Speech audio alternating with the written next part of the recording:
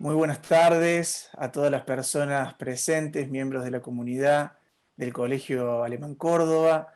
Para mí, en nombre de la Comisión Directiva del Colegio Alemán, es un gran gusto compartir el encuentro que a continuación vamos a disfrutar. Mi nombre es César Bernhardt y en el marco de esta 14ª Feria del Libro y Semana de la Cultura, en esta primera edición de manera absolutamente digital y online, para honrar lo que el pensamiento humanista implica para el colegio alemán. En esta actividad, dentro del marco de Recreando Encuentros, vamos a compartir una hora de enriquecimiento personal y profesional a partir de las enseñanzas que gentilmente ha decidido compartir con nosotros la doctora Claudia Torcomian, una persona con vasta trayectoria en cuanto a los temas de educación y aprendizaje se requiere.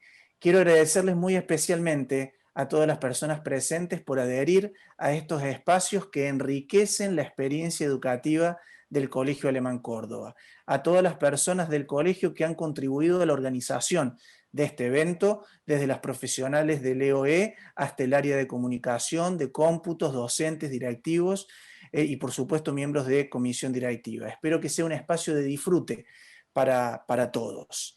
En el marco de esta actividad de Recreando Encuentros, nos acompaña la doctora Claudia Torcomian, especialista en psicología educacional. Algunos de los ítems que hablan de su trayectoria dicen que es exdecana de la Facultad de Psicología de la Universidad Nacional de Córdoba, profesora titular de la Cátedra de Psicología y Educación de la Facultad de Artes, profesora de la Cátedra de Problemas de Aprendizaje de la Facultad de Psicología y coordinadora del Servicio Crianza Saludable, entre otros hitos académicos y profesionales de su trayectoria. Quiero agradecerte, Claudia, muy especialmente por la generosidad de tu presencia y por el acto de poner en palabras conceptos y vivencias que para toda la comunidad del Colegio Alemán van a ser muy importantes. Te doy la bienvenida, muy buenas tardes para vos, Claudia, y nuevamente muchas gracias por participar. Bueno, muy buenas tardes para todos, bueno, y todas, porque así acostumbramos en la Facultad de Psicología, y gracias por la presentación, y bueno, muchas gracias por haberme invitado, es un gusto para mí siempre compartir con las familias y con las escuelas preocupaciones y reflexiones. En general me gusta más hablar de reflexiones en torno a la realidad de la trayectoria escolar de los hijos e hijas, de los estudiantes, de los alumnos, para desde allí poder proyectarse y pensar en cómo, bueno, promover la calidad educativa, la calidad de la salud, la calidad de la crianza. Así que bueno, un gusto encontrarme acá con ustedes. El gusto es compartido, Claudia, para de alguna manera ordenar el marco de esta presentación. Le decimos a todos los presentes que vamos a dialogar. Me toca, digamos, tengo el orgullo de poder dialogar con Claudia en relación a algunos conceptos que hemos preparado especialmente para esta presentación. Al cabo de 45 minutos aproximadamente, yo voy a comenzar a leer las preguntas que todos los presentes pueden dejar en el chat y que a continuación de todos los conceptos que Claudia comparta, yo me voy a encargar de leer las preguntas de cada uno de ustedes como familias para que ella les pueda dar una respuesta, a los fines de que el audio sea de la mejor calidad que la conectividad nos permite. Les sugerimos a todos que tengan sus micrófonos silenciados, que escriban las preguntas en el chat, porque vamos a tener el espacio como para poder leer las mismas. Claudia, empezando a desandar este inédito año 2020 que al mundo le ha tocado vivir, fruto de la pandemia provocada por el COVID-19, ¿qué nos debiera dejar a las familias del colegio como enseñanzas este año de la escuela en casa? vamos a enmarcar la charla en torno a la escuela en casa por primera vez en la historia de nuestras vidas. ¿Qué enseñanza nos debieras dejar a las familias este año? Bueno, creo que este año, que el 2020 es un año que muchos de nosotros no vamos a olvidar jamás. ¿Eh? Sin embargo, vos has dicho varias cosas que son interesantes para pensar. Primero, creo que es un proceso global, que hay que tratar de ubicarlo, que no es algo que nos pasa a nosotros, es algo que le pasa a la humanidad. La humanidad a veces aprende de las oportunidades de este tipo de acontecimientos y otras veces no aprende tanto, pero generalmente no, lo que viene después de un acontecimiento como este no es igual. Es decir, nadie sale de esto igual que como entró. Entonces, por ahí, para que todos podamos tener como una metáfora para pensar, a mí me ha ayudado utilizar la imagen del tsunami, ¿no? Ustedes deben haber visto la película Lo Imposible, no sé si la vieron, pero si no, véanla. Ahí aparece, ¿no? Están en un lugar espléndido, una playa maravillosa, palmeras, sol, Caribe azul o verde, bueno, porque están en otro lado, y aparece un tsunami, ¿no? Que es una ola gigante, ¿eh? Que invade esos hoteles maravillosos, pero que podríamos pensar que la pandemia es eso, una ola gigante que invade la escuela, que invade la familia y que como todo tsunami o ola gigante, en primera instancia vos o entras a correr o entras a esconderte, a refugiarte en donde te sentís seguro. Pero un acontecimiento de esa magnitud, primero, sorprende, produce una cantidad de reacciones que pueden ser esa, la parálisis, la primera, no sé qué hacer, me quedo duro, la ola me arrastra, ¿eh? O empiezo a correr para llegar a donde estoy más protegido, pero luego eh, uno siente en general, digamos, me gusta por eso recuperar la primera reacción de la pandemia, eh, ha sido la sorpresa, ha sido incierto, es decir, algo que no manejamos, que no controlamos y que nos enfrentó a la fragilidad. Enfrentó tanto a las familias como a la escuela, a la humanidad toda, ¿no? A ese sentimiento de fragilidad que los seres humanos tratamos de combatir con algo que se llama omnipotencia. Generalmente intentamos controlar todas las variables a la que la incertidumbre nos enfrenta con muchos mecanismos que en este momento no los teníamos. No teníamos que quedarnos en casa, cuarentena, aislamiento social y obligatorio, y que en países como estos, como Argentina, bueno, esto afecta un poco más porque hay como demás, hay mucha sensibilidad social y por otro lado no tenemos una cultura muy disciplinada. Entonces, digo, estas fueron las primeras reacciones. Al principio, bueno, ¿no? Hasta que nos fuimos organizando, la escuela se fue organizando, pero la familia enfrentó algunas dificultades que, bueno, por allí, hasta que se fue organizando, fue cambiando y pasando de una etapa a otra. Entonces, si la pregunta es, ¿qué debería dejarnos? Creo que el 2020 lo tendríamos que tomar como un año de oportunidad y como una experiencia piloto para poder reflexionar sobre qué de la escuela antes de la pandemia, qué de lo que hacíamos antes de la pandemia debería conservarse en la escuela del futuro. ¿Y qué tenemos que ponernos a revisar? Porque tarde o temprano lo que se vino con pandemia iba a llegar. Digamos, ya veníamos discutiendo y reflexionando, ¿no? Que la escuela tenía que cambiar. una discusión que el mundo venía teniendo. Y creo que la pandemia, bueno, la puso sobre la mesa y adelantó o aceleró la discusión en cuál es la educación que se viene, cuál tiene que ser la escuela del siglo XXI, en dónde hay que centrar el eje y bueno, y cómo la llevamos adelante, ¿no? Bueno, no sé Totalmente, si voy acercándome a responder a totalmente, tu pregunta, pero me parece que esto es una oportunidad. Yo lo trato de ver totalmente. como una oportunidad.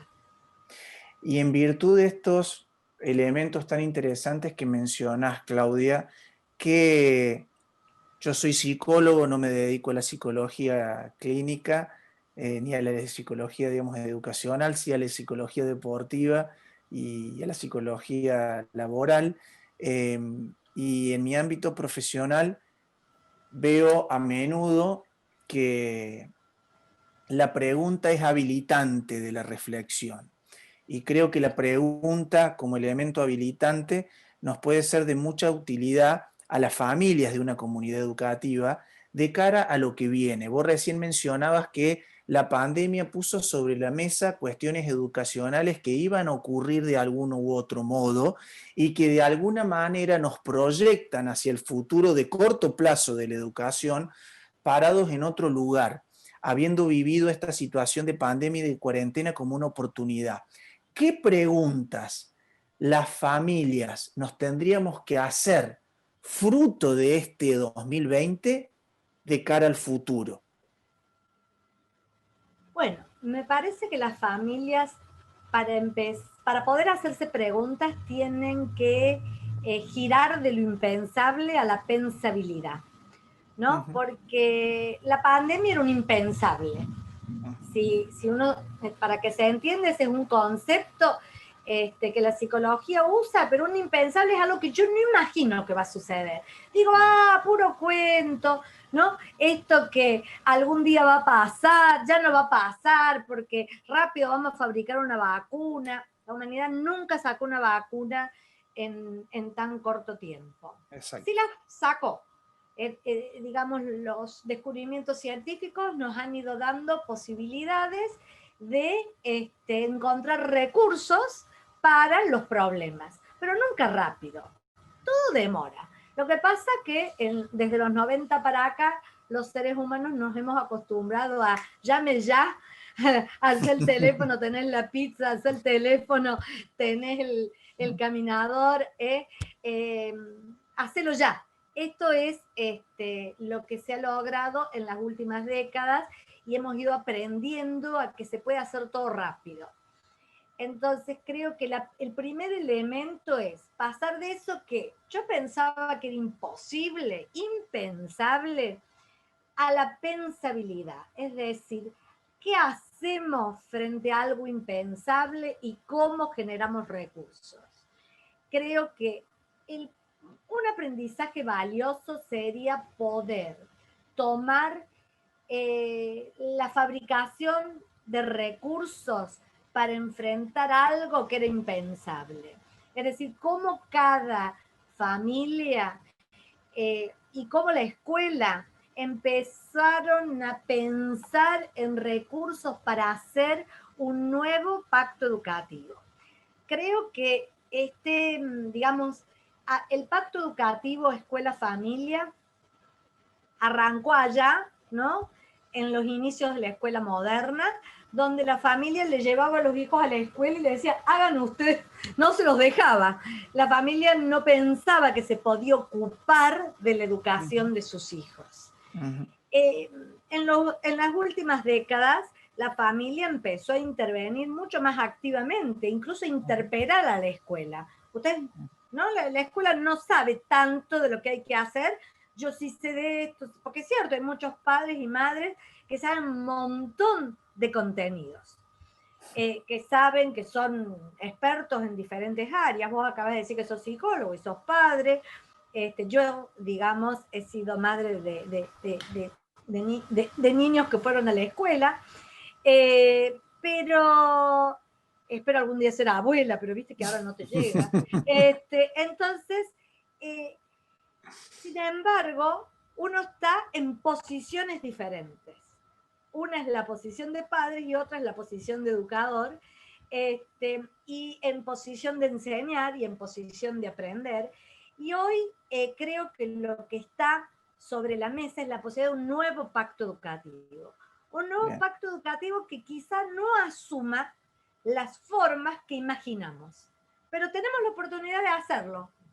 Es decir, ¿cuál va a ser la manera en que familia y escuela van a vincularse en lo que nos queda de esta escuela en casa, que es una escuela no presencial, que es una escuela que requiere de la tecnología, y que ha encontrado nuevas formas de encuentro, pero necesitamos un pacto educativo y eso es un acuerdo, es un acuerdo donde la familia no está tan afuera, la familia está bastante adentro. La familia pasa por el dormitorio donde los niños, donde los adolescentes se están conectando, la familia le prende el Zoom a los niños pequeños, la familia escucha la clase y dice, para, que ese problema se puede hacer de otra forma.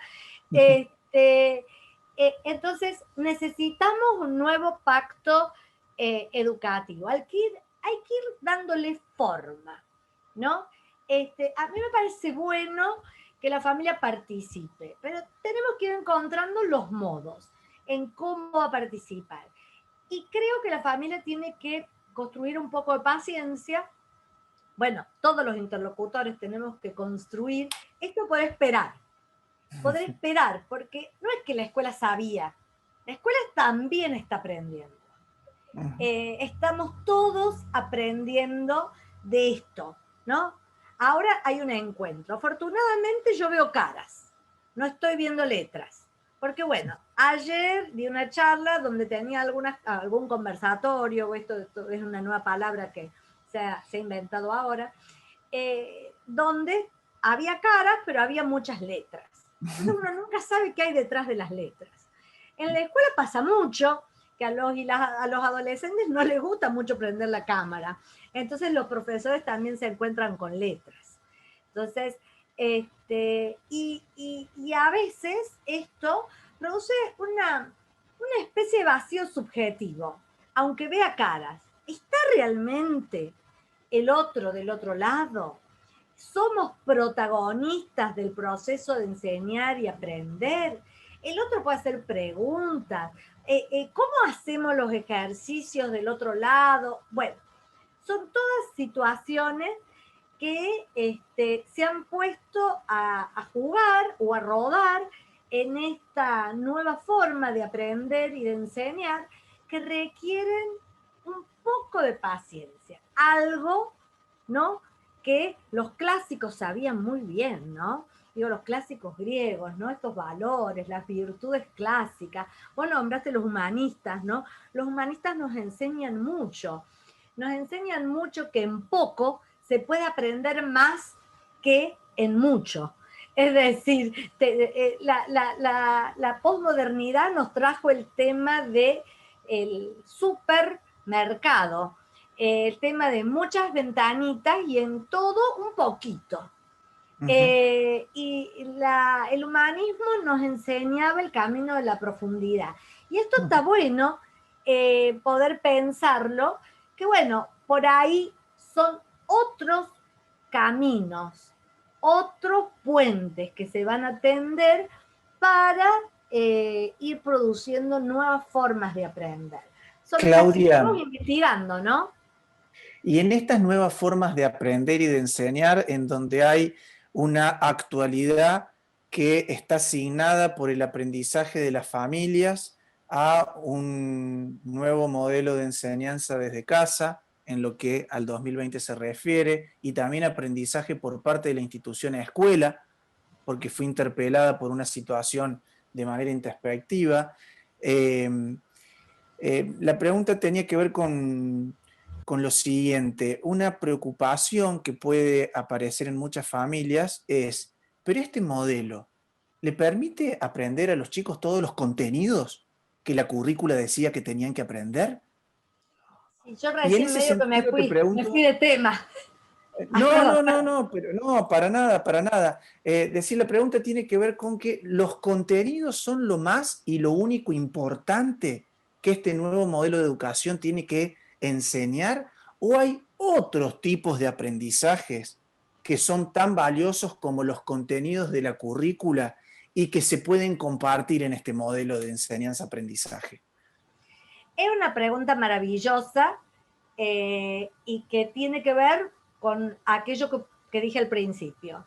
Es decir, ¿qué se debería conservar de la escuela que nosotros conocemos? De la escuela a la que nosotros fuimos. ¿Qué se debería conservar? Porque, a ver, la escuela de la modernidad, que es una escuela enciclopédica, todos entienden eso, una escuela llena de textos para visitar, para conocer, era una escuela que tenía un manejo y una escuela por donde pasaba el conocimiento. El siglo XXI, la verdad que encuentra otras, otros espacios por donde pasa el conocimiento. Cuando vos decías hace un rato, yo soy responsable de un servicio, de un programa que, bueno, está interpelando cómo se configuran las subjetividades de los niños, niñas y adolescentes en estos contextos actuales que son los tecnoculturales. Entonces, a ver, hoy ya el conocimiento no pasa solo por la escuela. Eso pasaba en el siglo XX. Hoy los chicos entran en YouTube, bueno, no sé si los chicos de esta escuela, pero muchos niños y niñas que yo conozco entran a internet a investigar el tema que les produce curiosidad.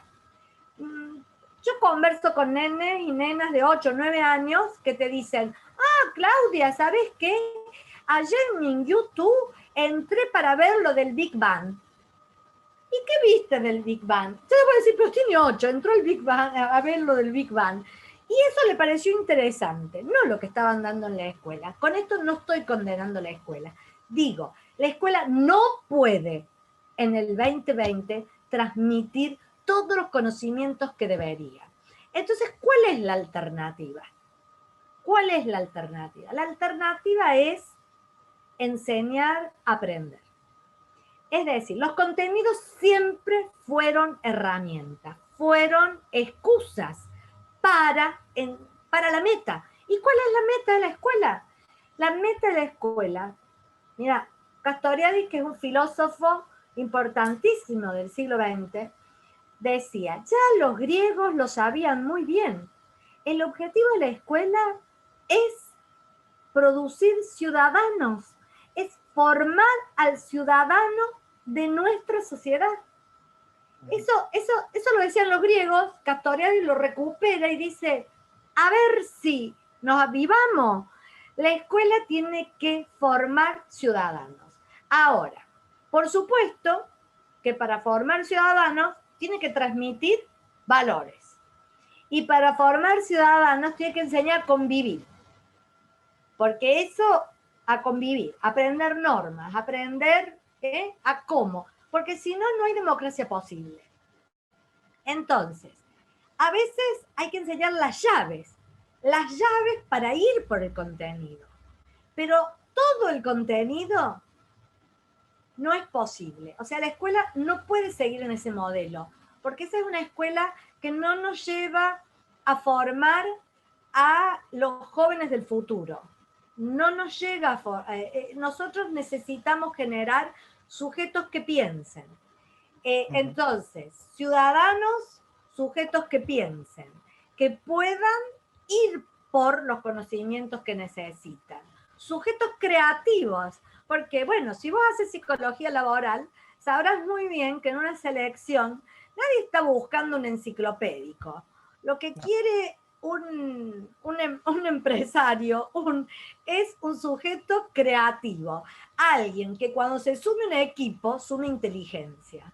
Exactamente. Entonces, donde muchas inteligencias hacen un equipo espectacular. Y también en el deporte, yo necesito, porque la selección argentina fracasa, señores y señores, no saben trabajar en equipo. Van, lo juntan así, todos son espléndidos, sueltos, pero juntos no andan. porque necesitamos equipo. Entonces, necesitamos enseñar a trabajar en equipo, necesitamos enseñar a pensar, necesitamos enseñar a convivir y aprender a aprender. Los chicos tienen que aprender a aprender, porque nosotros les tenemos Yo, que dar el piso. El techo va por ellos. La escuela tiene que dar pisos. Y bueno, por eso digo que el nuevo pacto educativo significa que si la familia acuerda con esto, vayamos por enseñar estas cosas, porque se apropien de estas cosas y sean autónomos. La escuela de la modernidad no generaba sujetos autónomos. Y créanme qué, que el siglo XXI necesita eso. qué elementos tan importantes porque lo veo de manera cotidiana en mi praxis profesional. eh, Gente muy talentosa desde lo enciclopédico, que por ahí, por no tener entrenada la competencia de la escucha activa, el valor de la solidaridad, la actitud de la colaboración o la habilidad de, de la asertividad, no termina pudiendo expresar todo lo que tiene en un contexto colectivo. Y estoy totalmente de acuerdo en que el siglo XXI quizás sea el siglo en la historia de la humanidad en donde más importancia relativa tiene el hemisferio derecho de nuestro cerebro tan marcado por la creatividad y la creación. En ese sentido, eh, Claudia, te consulto, volviendo a esta situación tan inédita que nos coloca en una posición única de cara al futuro. Muchas de las familias que nos pueden estar escuchando pueden ser mamás, papás de criaturas que todavía no han terminado de constituirse como adultos, como alumnos, perdón, como alumnos en la institución escuela. Me refiero a los papás y a las mamás de nivel inicial, chicos de 3 años, nenas de 4, de 5. ¿Qué elemento diferencial tenés para las familias de los más chiquitos en este año que nos ha tocado vivir? Hay algo que quisiera decir que no sé si va, quizá voy a hacer un rodeo, ¿no? Que la escuela funciona como un organizador. La institución de escuela tiene algunos ejes, ¿no? Eh, Alrededor del espacio educativo se organiza el tiempo. El tiempo de la familia, el tiempo de la rutina diaria. Entonces, cuando llegó este tsunami, lo primero que pasó es que se desorganizaron los tiempos. Y la primera recomendación que yo daba cuando me convocaban era organicen el tiempo. Organicen el tiempo y el espacio, porque la escuela era un traccionador de la organización temporal. A esta hora te levantas, a esta hora te acostas, a esta hora sea, digamos, la rutina de lunes a viernes, estaba organizada en torno a este espacio, a ir ese espacio. Esto tiene muchas derivaciones, sobre todo para los más grandecitos, en el sentido que yo hago las cosas de la escuela o estoy aprendiendo si voy al espacio. Si no estoy en el espacio, parece que no aprendo. Entonces, el organizador espacial era traccionador y organizaba el tiempo. Lógico, a la familia le quedó la tarea de organizar el tiempo de responsabilidad y el tiempo de recreación, el tiempo de estar despierto y el tiempo de ir a dormir. Y esto no fue tan fácil para las familias. Entonces, a la hora de ir a la escuela, dormían, algunos más, otros menos, y se empezó a desorganizar la rutina. Y esto fue el principal eje de las consultas que llegaban de las familias, ¿no? ¿Cómo hacer con esto? Los más chiquitos, ¿no? Un poquito más difícil, porque si vos ibas a ir al jardín de 3 por primera vez o jardín de 4, donde como vos decís, ser alumno, uno llega como niño a la escuela, pero sale como alumno. Eso se aprende, el oficio, parte del oficio de alumno se aprende con estas rutinas. Ir, venir, horario, timbre, algo que hay que sacar de la escuela del futuro, les aviso. Basta de timbres y cosas como esas, pero bueno, ustedes van a decir que soy muy revolucionaria. Pero hay escuelas que funcionan muy bien sin timbres.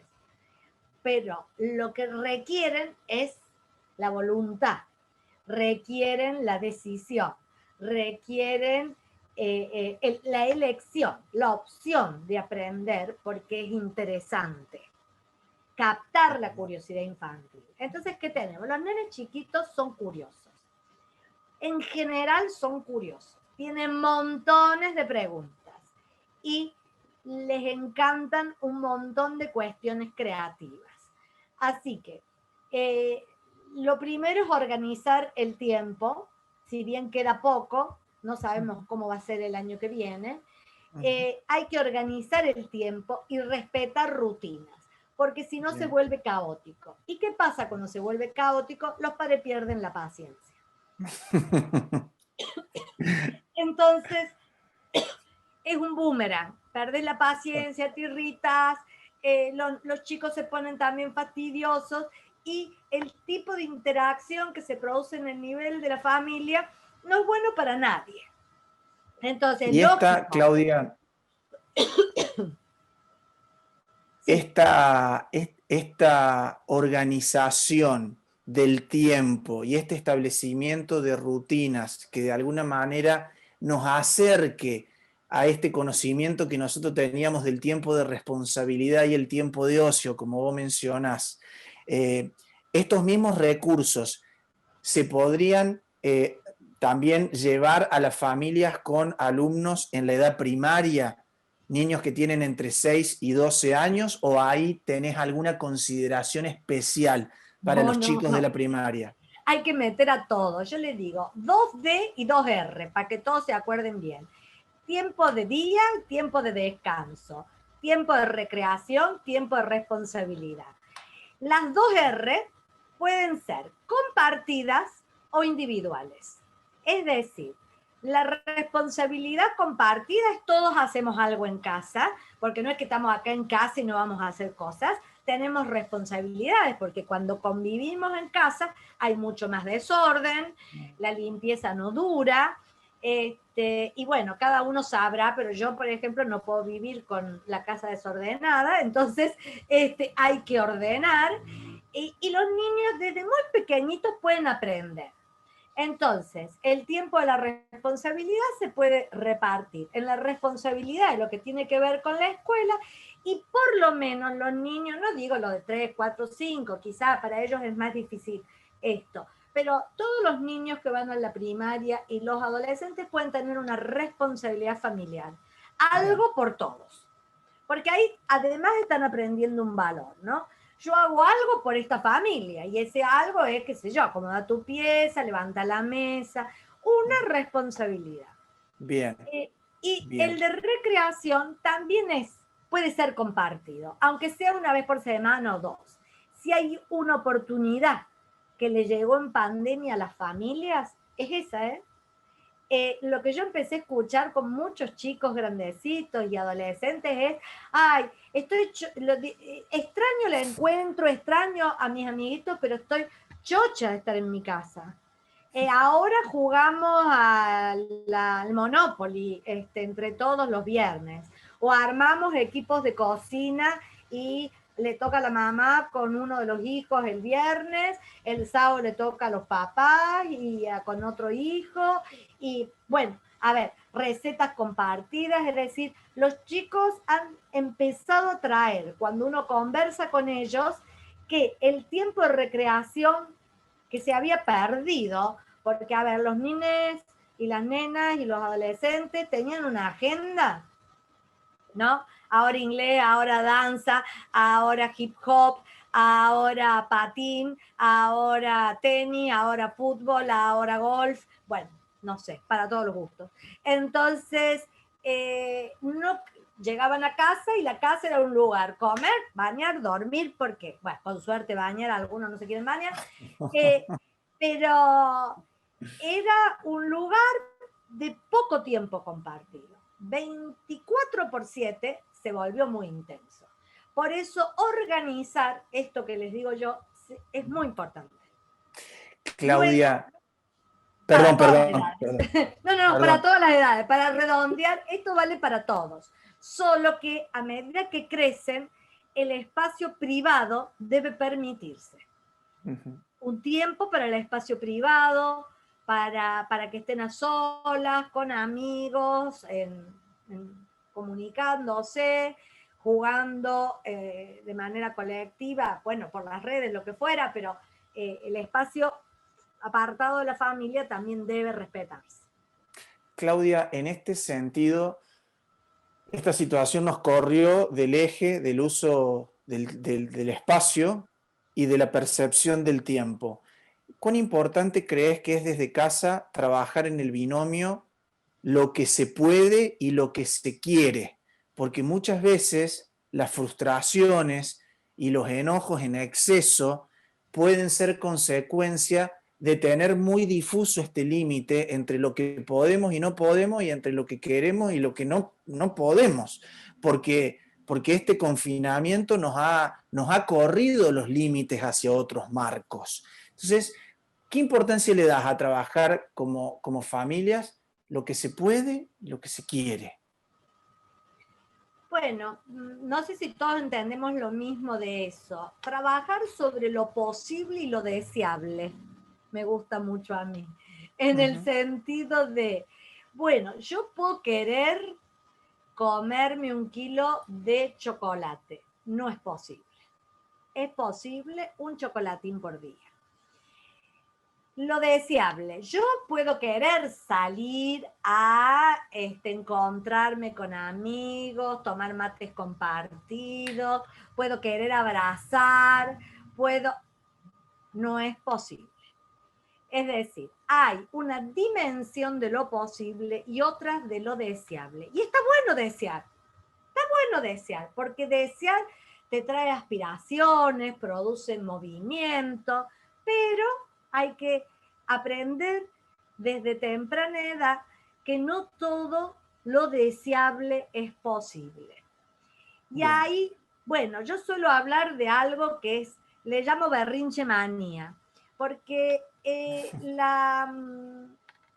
digamos que de los 90 para acá, esta ilusión que se crea culturalmente de que todo lo deseable es posible, o con puntos, con millas, con likes, todo lo deseable es posible, crea una fantasía, una ilusión que no es tan saludable, no es tan saludable, porque en Ujú. verdad la pandemia es algo que no manejamos, pero mientras más recursos internos tenemos para estar bien con nosotros mismos y para entender que todo lo deseable no es posible, mejor lo pasamos. Ujú. Es decir, hay que construir la tolerancia a la frustración, dicho en un vocabulario común, y eso se construye gradualmente. Aunque yo le pueda dar todo lo que me está pidiendo en este berrinche, no sería recomendable. Es Está más mejor que claro. que lo dosifiquemos. Está más que claro, Claudia. Y ahí hilvano con otra preguntita, que con esta cuarentena, los adultos nos podemos hacer la pregunta: ¿y lo estaremos haciendo bien o nos estaremos equivocando a la diaria en casa? Entonces, ahí yo te quería preguntar, no poner el foco en el déficit y en la enfermedad, si vale el concepto que puede traer aparejada la enfermedad psíquica y social, digo, en casa, sino que cuáles son los indicadores de salud mediante los cuales nosotros como familia podemos vislumbrar que estamos teniendo comportamientos que son adecuados, que son desarrolladores de nuestros hijos, que son contenedores de nosotros como familia. ¿Cuáles son esos indicadores de salud durante esta cuarentena en casa? Una acotación breve, mientras, es decir, lo estaré haciendo bien. Lo importante es intentar hacerlo bien y no, digamos, siempre se cometen errores, porque somos humanos, es imposible no meter la pata. Lo bueno es volver a tiempo, es si uno tiene una pareja, conversar sobre eso, conversar con otros, ¿no es cierto?, de esto y reflexionar sobre el proceso de la crianza. Yo diría esto. ¿no? Pero no hay, salvo que uno realmente cometa algunos errores que dejan marcas, todo lo demás es parte, ¿no? Así que yo no creo que haya que tener una presión sobre la maternidad y la paternidad que la haga imposible. ¿Es difícil? Sí. Ahora, indicadores de salud. A mí una de las cosas que más me ha preocupado de la pandemia es la doble burbuja, que es muy frecuente en los niños más cerca de la pubertad y en adolescentes. La doble burbuja es un fenómeno en el que los chicos se han aislado adentro de la casa. Entonces, es bastante frecuente, no han querido salir, se han quedado muy atemorizados con respecto al virus y no solo no quieren salir a la calle, sino no quieren salir de la pieza. Entonces, ahí eso hay que chequearlo. Yo ahora incluso estoy recomendando, bueno, salir a dar una vuelta de manzana, salir al patio, al parque de la casa de uno si uno lo tiene, ir a la plaza a andar en bici, es decir, dentro de lo que está permitido, buscar el encuentro con la naturaleza, hacer jardinería si uno tiene esa posibilidad, porque la doble burbuja es un indicador para preocuparse. Y ahí hay que invitarlos a salir de la burbuja con actividades conjuntas, que pueden ser estas recreaciones que digo yo, vamos a cocinar por equipos, vamos a hacer esto en familia, y si con eso no lo tracciono, bueno, hay que buscar otra alternativa, pero ese para mí es el mayor, es un indicador preocupante, muy preocupante en adolescentes, porque tenemos que saber qué está pasando en su interior que se ha aislado. Siempre el aislamiento, los adolescentes buscan aislarse de la familia naturalmente. Yo hablo de algo que sea llamativo, un exceso de aislamiento. Ese me parece que es un factor.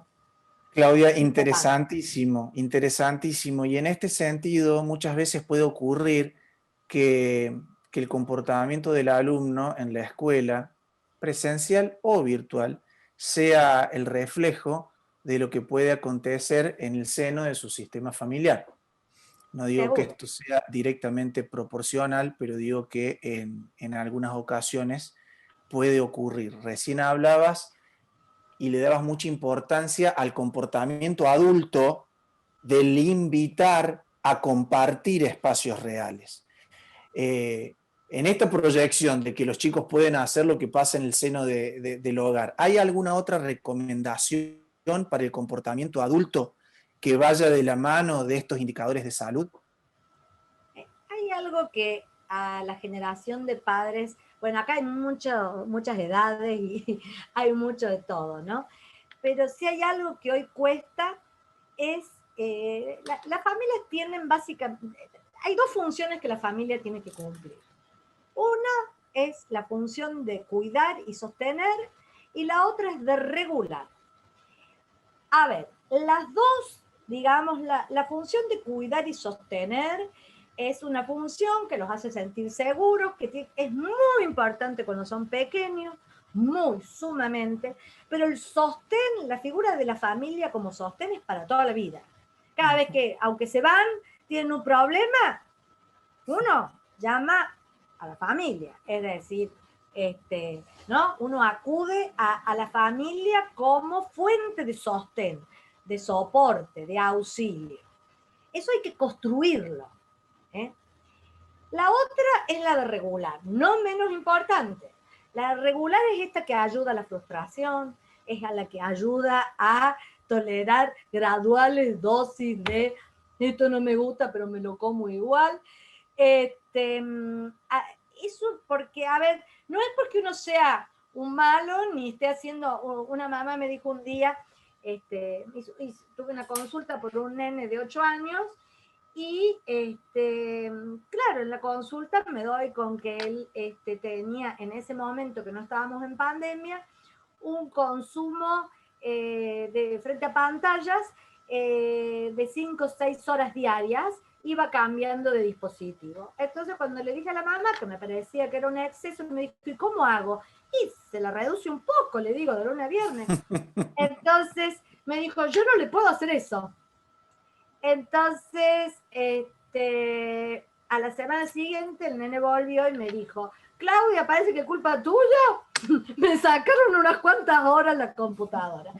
Entonces, a ver, bueno, yo lo que le decía a la mamá, si vos a los 8 años o a los 5 no le podés decir que no, cuando a los 15 te sientes de un bollo, vas a volver mucho peor.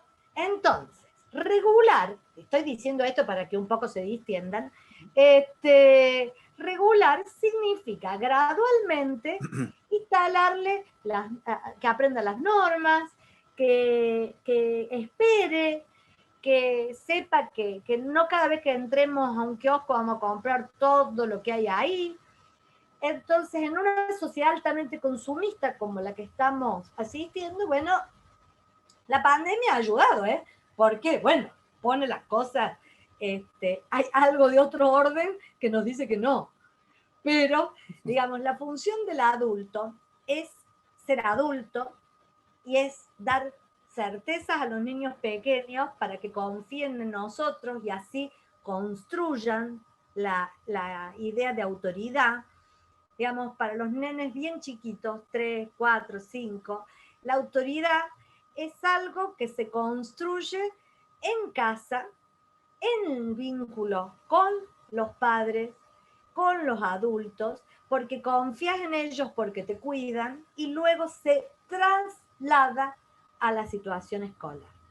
Así que Totalmente. es un camino lento, pero que siempre tiene la posibilidad de dar resultados maravillosos, ¿no? Y que creo que mientras esté, digamos, eh, realmente la ternura interviniendo en toda la relación familiar, es una actividad gratificante.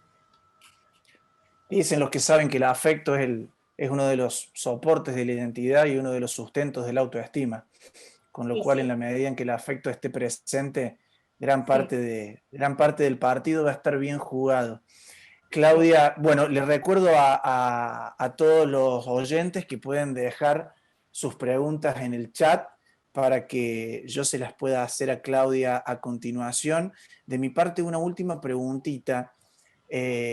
Claudia, yo soy papá de un varón que asiste al colegio alemán y mi hijo va a tener mi edad actual en el año 2050. Yo no tengo ni la menor idea cómo va a ser el mundo en el año 2050, dado el vértigo con el cual cambia la realidad, pero sí quiero dejarle flexibilidad cognitiva para que sea plástico en su forma de pensar, regulación emocional para que sea soberano en sus modos de sentir y autonomía conductual para que pueda obrar, hacer de distintos modos en relación a los escenarios que la vida le proponga. Nosotros como escuela tenemos un proyecto educativo 2020-2030 que va a tener mucho foco en lo educacional y en lo pedagógico, que tiene proyectos muy importantes adentro de la próxima década del colegio. ¿Qué miradas, qué apreciaciones podés tener vos acerca del rol del docente y del rol de la familia en esta próxima década? Tenemos que hacer lo mismo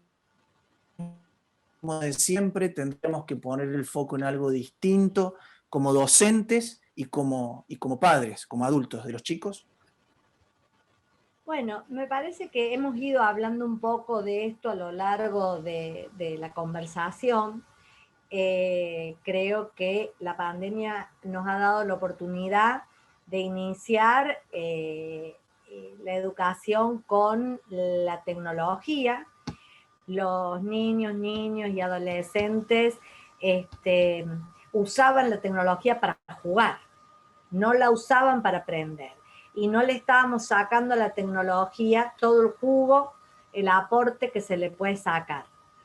Entonces, me parece que hay un poco hay que estudiar, de hecho yo me estoy dedicando a investigar cuáles han sido, digamos, las oportunidades o las fortalezas de este proceso virtual, que para los chicos ha habido fortalezas en esto, tener un poco más de libertad, poder regular ellos el tiempo para estudiar, así como la contraparte, ¿no es cierto?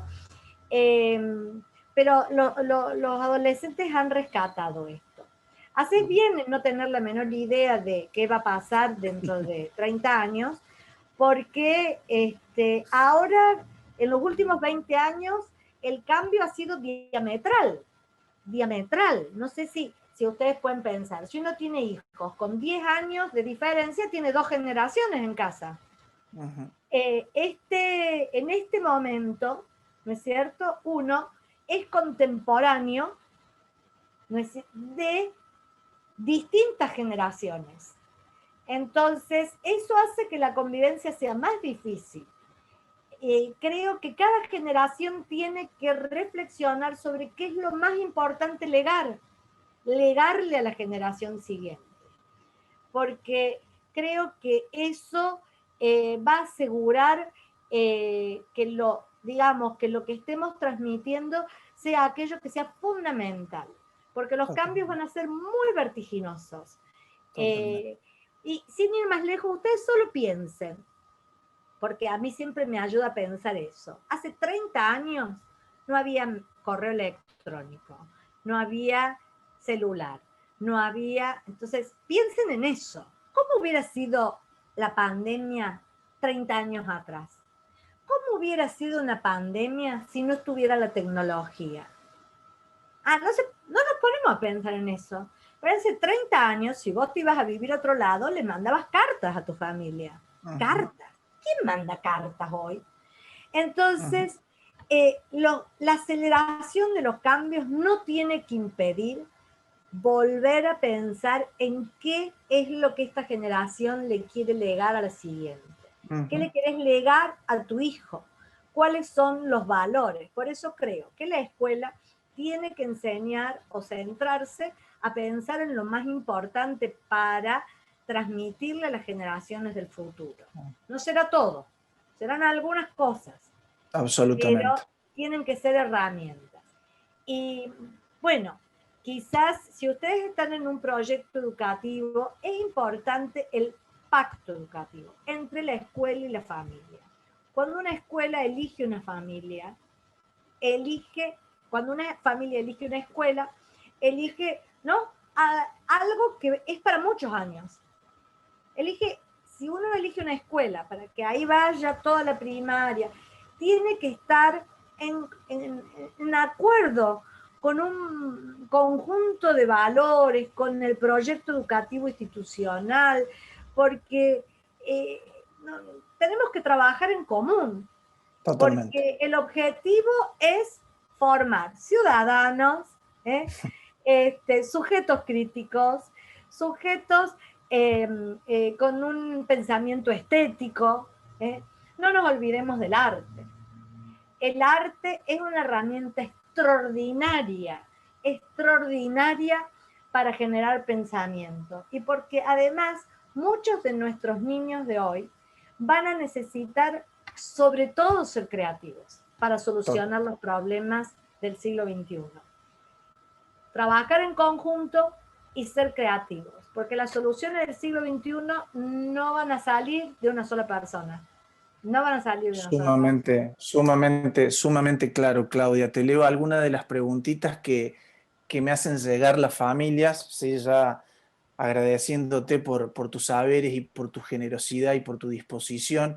Una de las familias pregunta, mi preocupación tiene que ver con qué opina la doctora sobre la situación de que en muchos hogares, si ambos papás trabajamos igual o hasta más que antes fuera de la casa, y la rutina de los chicos va cambiando semana a semana por buscar cuidadores, por cambios en las jornadas laborales, por ejemplo. Bueno, ustedes tienen un problema que ya los hace singularmente privilegiados, que tienen trabajo. Porque bueno, tenemos un abanico de personas que en este momento no tienen trabajo. Creo que si los dos padres trabajan mucho, tienen que ser creativos para pensar quién va a acompañar a los niños, niñas o adolescentes en su trayectoria escolar, porque no pueden estar solos. Es decir, alguna solución para el acompañamiento. Justo se largó a ladrar la perra. Pero alguna solución para el acompañamiento hay que tener. Yo creo que además, cuando uno está mucho tiempo afuera y está muy cansado, bueno, o hay que ver cómo una vez a la semana conversar, de acuerdo a la edad, bueno, qué fue de la semana, qué pasó, qué aprendiste, hay algo que no entendiste. Hay muchas formas. Hay muchas formas de generar ese encuentro, pero sí es el de regular. Si yo no voy a estar para acompañar en la diaria, bueno, será el viernes, será el sábado, hay que buscar cuándo. Bueno, a ver, ¿qué fue esta semana de tu agenda escolar? Y la compartamos un poco, veamos qué te faltó, lo ayudo a ordenar lo que le faltó, hacete este plan, lo ayuda a armar un plan para que sea autónomo, ¿no? Porque no es que nosotros les enseñamos a atarse los cordones para que luego se los aten solos, les enseñamos a ordenar los útiles para que luego los ordenen solos. Entonces, les enseñemos a organizar la agenda semanal, a armar prioridades, lo que está difícil primero. Entonces, eso con una vez, dos por semana de presencia, me parece suficiente. Rescato, rescato mucho lo que está difícil primero. Me parece que es muy, muy práctico y muy importante.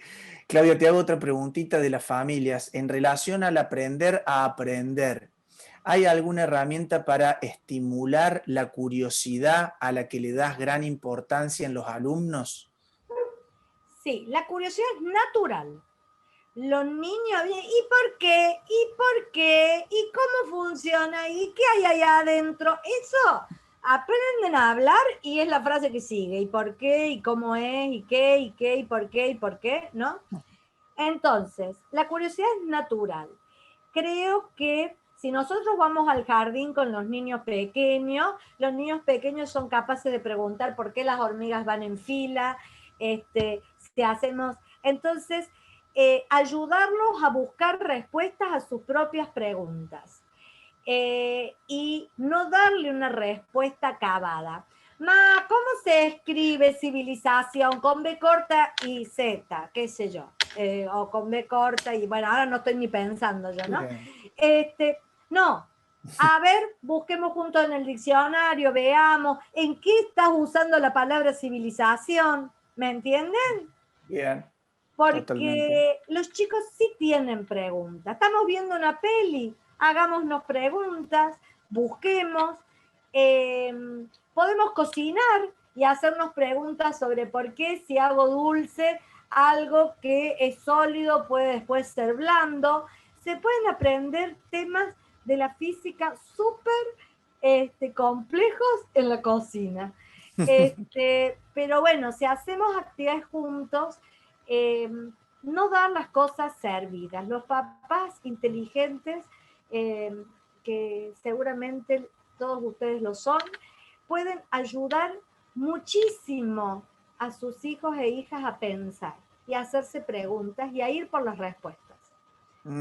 Creo que eso, y los docentes también, porque la escuela de la modernidad era la escuela que de acá hasta acá, y la pregunta para la evaluación es de acá hasta acá. Eso no sirve para nada. No sirve para nada. La memoria es algo que tiene que llegar después que se entendió. Pero las mejores preguntas son las que articulan ideas. Entonces, hay que ir por eso, ¿no? Hay que ir por eso. Claudia, me llega otra preguntita que tiene que ver con las familias de papás, de padres separados. Si en este contexto de pandemia y cuarentena hay alguna consideración especial para las familias, ¿sí? De papá y mamá separados. Sí, papás no convivientes, progenitores no convivientes, o papás Bien, y mamás no convivientes. Lo primero es que como adultos tratar de ser razonables. Generalmente los niños viven con uno de esos papás por mutuo acuerdo o por acuerdo legal. Las familias toman, dependiendo de la edad, pero se toman distintas modalidades, ¿no? Es importantísimo eh, tener contacto, mantener los vínculos y hay que ser creativos para mantenerlos. El papá no conviviente o la mamá no conviviente tiene que tratar de tener contacto por videollamada y hacer actividades por videollamada en lo posible. Eso sería, te cuento un cuento por acá, vemos cómo jugamos al ajedrez, cada uno con su tablero, vos de acá y yo de allá. A ver, ingeniárselas para hacer algo compartido. Si no lo vemos, algo compartido del otro lado. Te pongo música, escuchamos un rato música y charlamos. Es importante mantenerlo. Como ahora la cosa se abrió, eso fue en el momento más crítico, calculo que no vamos a tener otro como ese, está permitido que se busquen. Pero bueno, podría haber un papá que está en otra parte en otra ciudad, que no pudo volver todavía, o que por trabajo se va. Se presta, hay que hacer esto. Y también con abuelos y abuelas, ¿eh? Es decir, hay que tratar de que los vínculos se mantengan y usar este sistema para mantener los vínculos. Tenemos dos preguntitas más, Claudia, si nos regalas unos minutitos Sí, sí, sí, sí, no hay más de problema. tiempo. Una tiene que ver con qué implicancias tienen las políticas educativas, regulaciones y exigencias que define el Ministerio de Educación. En este sentido, la dupla escuela-familia tiene la libertad necesaria para definir las nuevas metas de la escuela que prepare alumnos para el futuro. Bueno, las políticas educativas, de hecho, vamos a decir que yo lo voy a decir acá porque me siento libre para decirlo, lo digo en cualquier lado además. Creo que el Ministerio de Educación de la Nación cometió un error tremendo cuando dijo, no vamos a evaluar, todos pasan. Un error. Eso produjo en gran parte del sistema educativo público desgranamiento, así, chac, chac, chac, chac, chac, chac, chac. ¿Por qué? Porque el sistema educativo, la otra patita que no nombré antes, tiene esa herramienta que es la evaluación. Había que cambiar la evaluación, no eliminar la evaluación. Córdoba ahora ya volvió a que hay que evaluar, que el 30%, que el que no, bueno, y están haciendo ahí unos inventos. Yo creo que en la escuela privada ustedes tienen una oportunidad mayor, porque ustedes pueden incluir, digamos, el techo. Hay un piso, pero un techo, es decir, los matices, esos los pueden ustedes ir reconfigurando y construyendo mientras uno mantenga los pisos.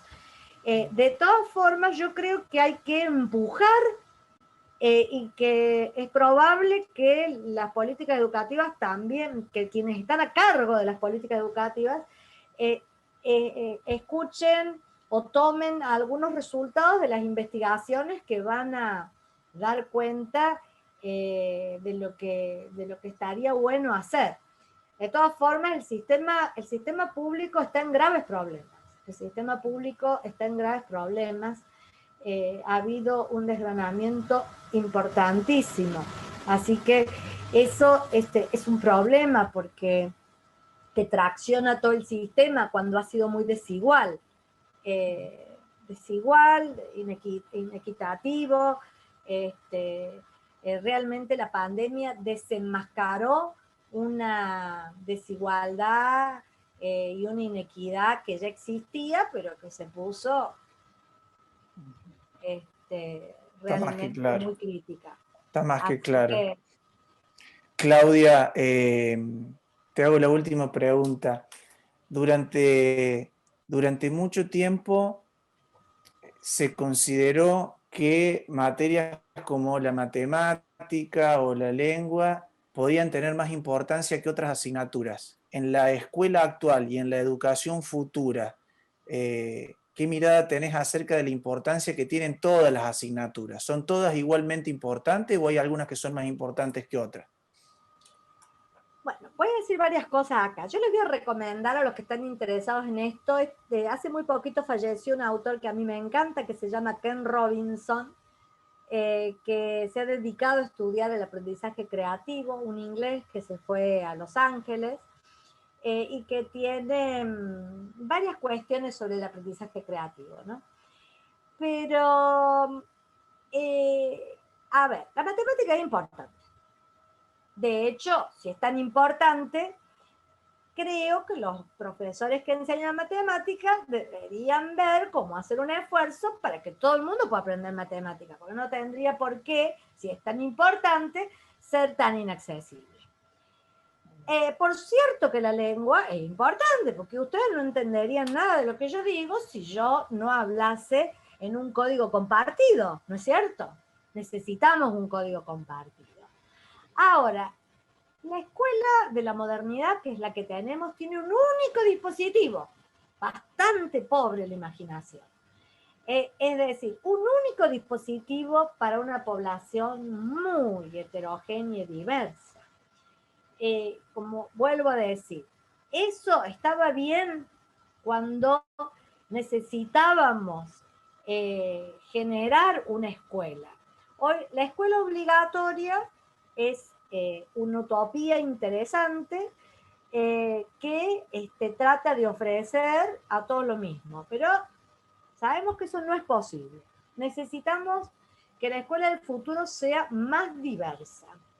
Y creo que como digamos, tendría que haber un piso con las áreas importantes, pero creo que ¿quién puede discutirme a mí que los niños y niñas que aprenden música tempranamente son muy buenos en matemáticas? Las investigaciones dicen que eso es así. Yo lo he comprobado personalmente. Los niños y niñas que aprenden música son buenísimos en matemáticas. Los niños que son hiperactivos pueden aprender instrumentos y se focalizan, atienden, desarrollan la memoria y te tocan Bach a los 9 años. Entonces, yo creo que hay muchas formas de aprender contenidos importantes. De hecho, a mí me encantan los países, los planes y los proyectos de los países escandinavos o de Europa Central, que han innovado un poco más, ¿no? Esto de trabajar por proyectos, esto de... Nadie pierde su trabajo, porque siempre la amenaza. La ley federal, yo fui una de las que trabajó muchísimo y después me enojé muchísimo porque no hicieron nada de todo lo que dijimos. Es decir, había un cambio que era importante, pero luego, bueno, no, que este no se puede quedar sin trabajo, que aquel no se puede... Una cosa loquísima, pusieron a alguien que sabía francés a dar tecnología. Bueno, no era ese el objetivo. Hay que empezar a trabajar también en equipos docentes, va a haber que buscar otra forma, pero quizá hay que pensar en esto de los pisos. Está Hay más que claro. escuelas pilotos en Ushuaia que están trabajando con los niños en rondas, grupos pequeños, con problemas, enseñándoles a pensar. ¿Cuál es el problema de eso? La continuidad. Después no hay un secundario para enganchar con esas escuelas, pero tienen resultados muy interesantes. Entonces, yo creo que el arte, claro. Yo vuelvo por el arte, porque el arte brinda oportunidades extraordinarias. Y en general se le da un lugar, el arte también voy a decir la literatura, qué sé yo, la literatura no cotiza en bolsa, pero la literatura Y hoy, ¿quién lee literatura? ¿No? Le das un lugar de preponderancia al deporte también, para el colegio es muy importante el deporte. Bueno, a ver, a mí me gustan los clásicos. Entonces yo lo que les voy a decir es que la música y el deporte les ayudan a aprender un montón de cosas, ritmo, tiempos, manejo del cuerpo. Pero el tema es que el deporte se volvió competitivo. Las cosas, digamos, hay un conjunto de actividades que dejaron de ser lugares para el placer, se volvieron lugares para la competencia. Entonces, si este no es bueno para el rugby, entonces no va a estar, no va a jugar nunca. A mí siempre me gustó el básquet. Bueno, parece, no sé mucho de rugby yo, pero no sé qué deportes hacen ustedes. Bueno, yo he jugado al básquet más de 20 años, Claudia, así que Claro, si a vos el te gusta el básquet, básquet, él sí, porque le da más oportunidades a los chicos. Primero trabaja con cuartos, los va haciendo, esto es este cuarto, esto es el otro cuarto, entonces juegan todos. No me gustan cuando dejan a los chicos en el banco suplentes.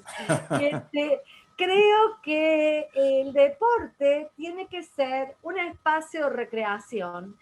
Los chicos aprenden reglas, aprenden normas de convivencia, pero no puedo yo escuchar a un director técnico decirle, corre, matate, porque necesitamos ganar. Eso no está bueno. Esto no está bueno, pero no es algo que dependa solo de nosotros, el mundo se volvió así. El deporte se sí, profesionalizó para que tengamos jugadores que valgan 20 millones de dólares, esas cosas más locas, pero bueno, sucede. está más Sucede. que claro. Me pregunta una papá o un papá si podrías repetir el autor recomendado para leer de aprendizaje creativo que Sí, dijiste Ken recién. Robinson se llama, Ken Robinson. Ken Por acá no Robinson. tener el libro, no tenemos tanto tiempo, les podía buscar. Pero tiene unos videitos en YouTube que se llaman Las escuelas matan la creatividad. Hay uno en 2 partes que está muy bueno. Es muy accesible y me gusta mucho porque él ahí también explica que no todo niño que se mueve mucho tiene una patología. Puede ser una bailarina.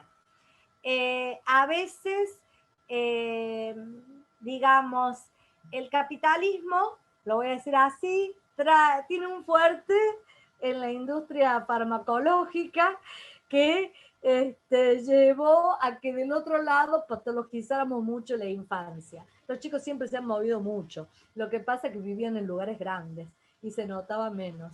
Ahora vivimos en lugares chicos y los niños no corren tanto como deberían. No están tanto al aire libre, no van al bosque, no caminan con sus padres, bueno, no andan en bici porque es peligroso, ¿no? Es un cambio social muy fuerte el que estamos haciendo. Totalmente. Ahora sí, la última y ya te dejamos en libertad. Cuando mencionaste esto de la evaluación, preguntan cuál sería la diferencia de evaluar o no si la idea es que el niño se apropie del contenido. No, yo estoy totalmente de acuerdo con eso. El tema es que el sistema tenía su fortaleza en la evaluación. Si vos lo sacas de repente, el sistema se tiene que sostener sobre la motivación y el deseo. Entonces, lo que tenés es que crear situaciones intermedias. Quizás si los chicos hacen un proyecto y en el proyecto aprenden mientras lo hacen y con el resultado de la obra, han aprendido un montón, no necesito tomar una prueba. El tema es que la evaluación para mí no se puede quitar, va a tener que estar con otros modos. O sea, el resultado de un proyecto, ¿no? Los chicos hacen, voy a decir yo, una construcción con palitos de helado, donde para hacer con robótica, ¿no? Digamos, en robótica aprenden a hacer una máquina que va a sacar bananas del árbol y las va a poner en cajitas. Estoy diciendo una cosa, ¿no? Bueno. Entonces, para hacer eso en robótica, tiene que saber matemática, física, tecnología, tiene que saber muchas cosas. Ahora, les encanta la robótica. Ahora, ¿yo qué voy a evaluar? El producto, el trabajo en equipo, que sepa el contenido de matemática. Bueno, hay ahí otra forma. Entonces, bueno, me parece que es súper, súper interesante. Les voy a contar una cosa más chiquita. Yo, bueno, como ustedes sabrán por mi apellido, soy hija de armenios. El año pasado en Armenia fui a un sistema de una paraescuela.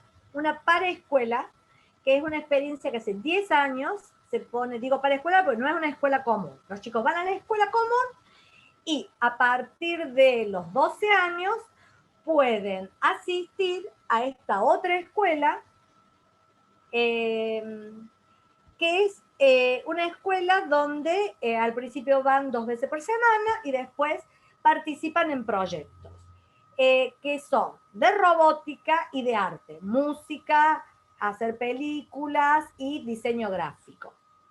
Todas estas actividades tienen tutores. Ahora, ellos pueden ir ahí si tienen buen resultado escolar.